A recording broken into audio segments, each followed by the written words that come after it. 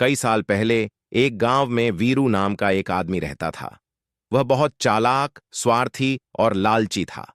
दूसरों को धोखा देकर अपना फायदा उठाना उसकी आदत बन चुकी थी। वह गरीबों की जमीन हड़प लेता, जरूरतमंदों को ऊंचे ब्याज पर पैसे देता और फिर उनकी मजबूरी का फायदा उठाकर सब कुछ छीन लेता। गांव के लोग उससे डरते थे, लेकिन दिल से उसे कोई पसंद नहीं करता था। एक दिन गांव में एक बुजुर्ग साधु आया।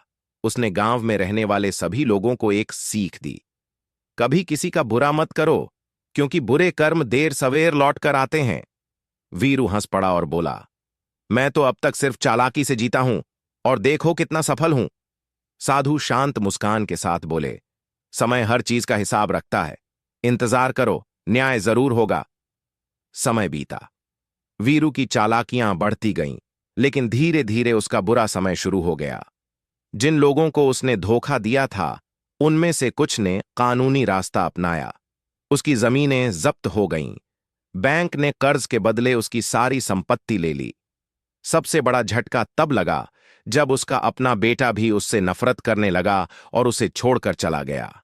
अकेलापन, बीमारी और पछतावा, यही उसकी जिंदगी बन गया। एक दिन वीरू उसी साधु से फिर मिला। रोते हुए बोला, बाबा, मैंने बहुत गलतियां की। अब मैं समझ गया हूं कि बुरे कर्मों का अंत बुरा ही होता है। साधु ने कहा, पछतावे से बीता समय नहीं लौटेगा, लेकिन अच्छे कर्मों से बचा हुआ जीवन सुधारा जा सकता है। सीख, कभी किसी के साथ बुरा मत करो, क्योंकि वक्त सबका हिसाब रखता है। बुरे कर्म चाहे जितनी चालाकी से किए जाएं, उनका अंत हमेशा बुरा ही होता है।